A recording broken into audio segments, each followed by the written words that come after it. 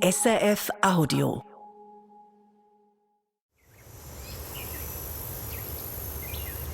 –41,4 Grad in Luxemburg, 41,8 in Deutschland, 41,9 in Tschechien, 42 in Ungarn, 43,8 in Westfrankreich diesen Sommer. Das sind so die Rekordwerte. Und ich lese, in Noto auf Sizilien soll es die höchste Temperatur gegeben haben, 46,5 Grad Celsius. Ich meine, das ist fast schon wie in der Biosauna, nur eben ohne, dass man heizen muss. In der Schweiz liegt die 0-Grad-Grenze diesen Sommer ganz oft über 4000 Metern und selbst im verregneten Großbritannien ist es immer wieder trocken, mehrere Tage lang und weit über 30 Grad heiß.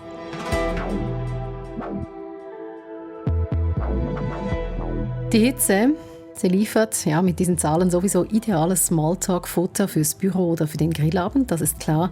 Aber Wetter ist mehr als das. Wie sehr es unser Leben mitbestimmt, das zeigt sich diesen Extremsommer ganz besonders. Und das zeigen wir euch in dieser News Plus Folge. Ich bin Isabel Meissen, schön seid ihr auch mit dabei.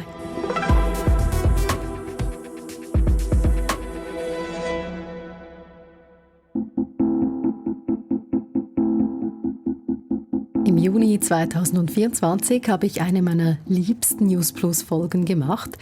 Ich durfte da zum ersten Mal aufs berühmte Wetterdach bei SRF im Leutschenbach, dort wo die Fernsehsendung entsteht. Man sieht weit herum auf diesem Meteordach, Jörg. Was siehst du, wenn du so herumschaust? Als Meteorologe meine ich natürlich. Ja, sehr viele Wolken heute. Es ist wirklich ein grauer Tag. Ich war da mit unserem Meteorologen Jörg Ackermann. Und der Titel der Folge, aus heutiger Sicht, tönte er irgendwie total schräg. Der lautete: Wann kommt endlich der Sommer? Ja, der Hochsommer, der steht uns wirklich erst noch bevor. Juli, August, das ist auch die wärmste Phase des Jahres mit den Hundstagen. Da erwarte ich dann schon, dass wir die Hitzemarke knacken. Vor allem jetzt mit dem Klimawandel könnte es definitiv der Fall sein. Es hat gefühlt nonstop geregnet vor 2 Jahren und im Juni war ich noch mit einem Mäntelchen unterwegs. Das sieht man auch auf dem Foto zur Folge. Eine ganz andere Ausgangslage, aber die gleiche Wirkung. Alle reden übers Wetter. Und News Plus greift das große Talkabout-Thema auf. Jetzt spulen wir vorwärts wieder ins Hier und Jetzt. Sogar der Leiter unserer Meteo-Redaktion, Gaudenz Fluri, hat es langsam gesehen.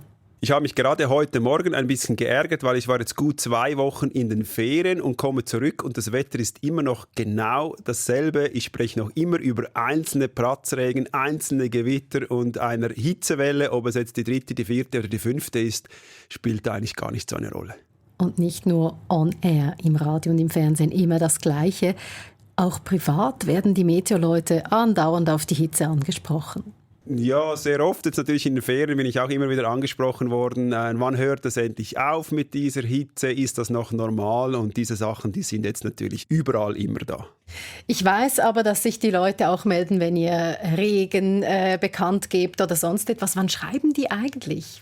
Also die Leute schreiben eigentlich fast das ganze Jahr, aber man merkt schon, dass häufiger Rückmeldungen kommen, wenn die Leute auf etwas warten. Und jetzt warten alle auf Regen. Und wenn wir dann sagen, es gibt lokal einen Platzregen und ein Gewitter, dann bekommen wir mehr Mails über Leute, die sich ärgern, die jetzt das Gewitter nicht bekommen haben. Aber umgekehrt ist es genauso, wenn es eine längere Phase gibt, wo es immer wieder regnet und keinen stabilen, trockenen Tag hat, dann kommen die Leute und sagen, wann wird es jetzt endlich trocken? Und wenn wir dann mal 2 Tage trockenes Wetter angesagt haben und lokal halt trotzdem noch mal jemanden verregnet, dann ärgert sich natürlich verständlicherweise dann die Person, weil sie es jetzt verregnet hat, obwohl wir doch gesagt haben, dass es jetzt 2 Tage mal nicht regnet. Manchmal kann sich SRF Meteo also fast nicht retten vor Rückmeldungen. So sehr beschäftigt das Wetter. Ich finde das gar nicht mal so einen No-Brainer. Ich meine, man muss sich ja dann extra Zeit nehmen, das Mail zu schreiben, seine Gedanken zu formulieren. Das muss es einem schon irgendwie wert sein. Ja, das Wetter, es zählt einfach. Ja, es beschäftigt halt sehr, sehr viele Leute. Es gibt natürlich Leute, die irgendwie von ihrer Wohnung ins Auto oder ins Tram, ins Büro und zurück sich bewegen und dann das Wetter egal ist. Aber die meisten Leute, die sind irgendwann mal draußen, die haben Wochenendpläne, die wollen auf die Ski oder in die Body und was auch immer. Und das hängt halt alles mit dem Wetter zusammen. Und dann, wenn wir jetzt nach draußen sehen, sehen wir, wie alles trocken ist. Wir bekommen es mit, wie es den Bauern geht, die kein Futter mehr produzieren können. Ich denke, das bewegt dann halt schon mehr als nur einfach ein bisschen, heute Morgen hat es mich verregnet oder nicht. Auch das ist natürlich mühsam, aber es geht um mehr. Das Wetter greift in unser Leben ein. Jeden Tag, jede Nacht. Wenn es nicht abkühlt, dann schlafen viele schlechter, sind am Tag schlechter drauf. Manche werden richtig aggro.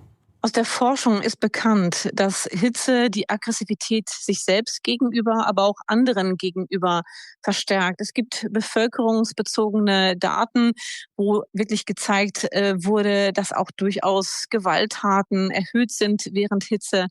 Und es ist aber auch etwas, was ich wirklich auch im direkten Austausch mit den Menschen erlebe, gerade mit meinen Patientinnen und Patienten. Es ist aber dann auch der Frust über die Ineffektivität. Also Hitze macht ineffektiv und auch das kann natürlich unzufrieden machen.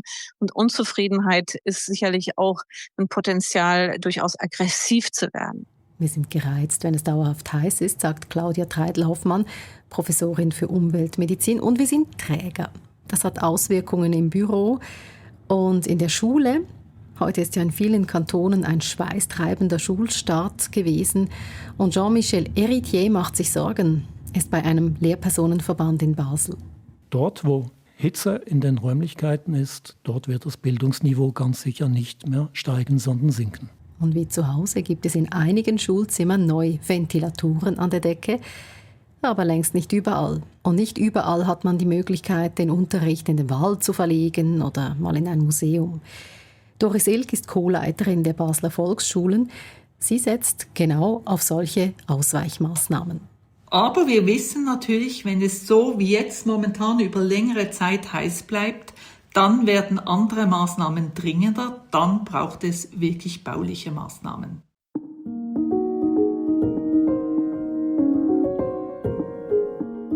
Bauen für die Hitze, bauen für generell extreme Wetterlagen.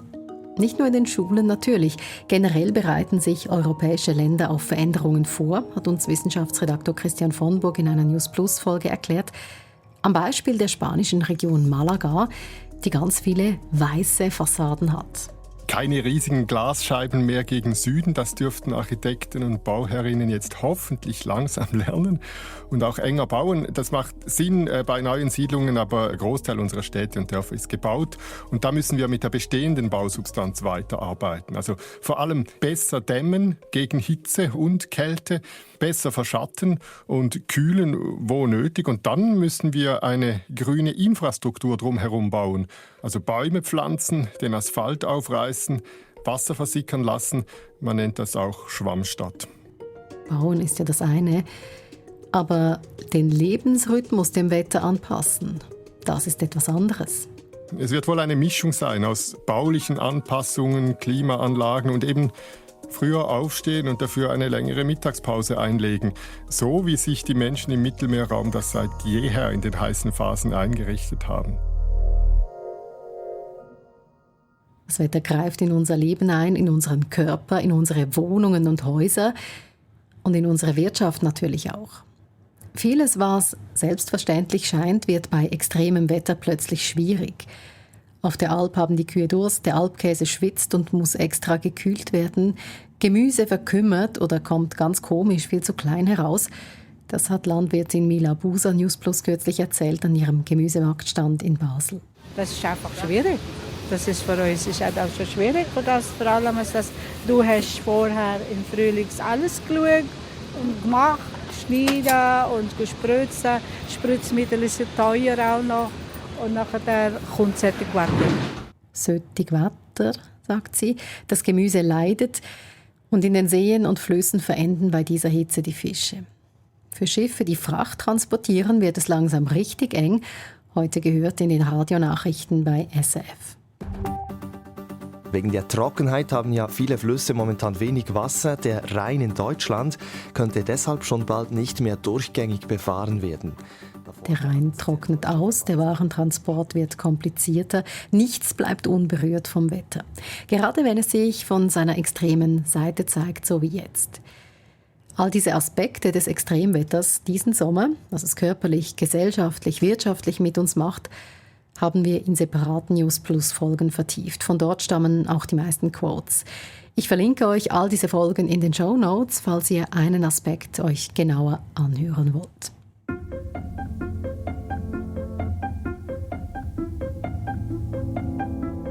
Ein Hochdruckgebiet, ein großes H auf den Wetterkarten ist dafür verantwortlich, dass 2026 so ein extremer Sommer ist.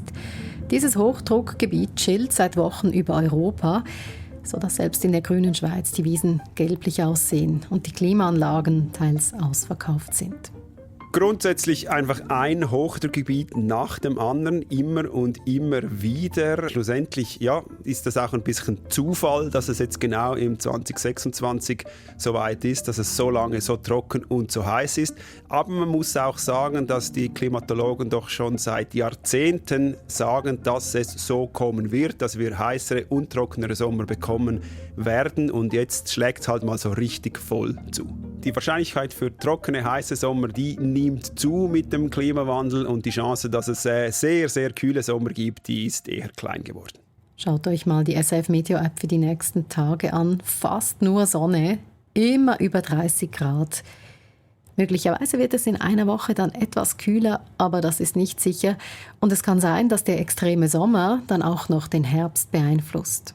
Man kann eigentlich sagen, je wärmer die Meere sind, häufig hatten wir das auch schon, wenn das Mittelmeer extrem warm ist und dann mal ein Tiefdruckgebiet im Herbst über das Mittelmeer zieht, das dann natürlich massiv mehr Feuchtigkeit auflädt und dann die Gefahr für Starkniederschläge im Herbst massiv zunimmt. Das hatten wir auch schon. Wir hatten auch schon Hochwassersituationen im Herbst, unter anderem, weil das Mittelmeer extrem warm war. Wer weiß, ob News Plus dann bald wieder auf dem Meteodach steht und dringende Fragen hat an die Fachleute. Die gehen bei jedem Wetter darauf für die Fernsehsendung oder jedenfalls bei fast jedem Wetter.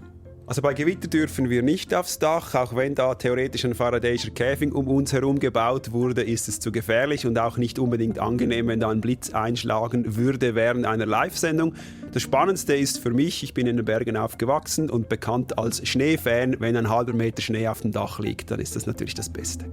Schnee, im Moment unvorstellbar, aber es wird ganz sicher auch wieder mal kalt, glaube ich jedenfalls.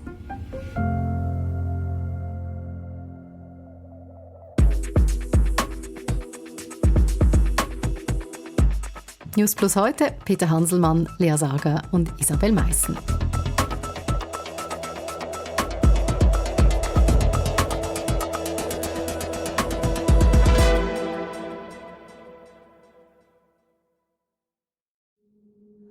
Das war ein Podcast von SRF, produziert im Auftrag der SRG.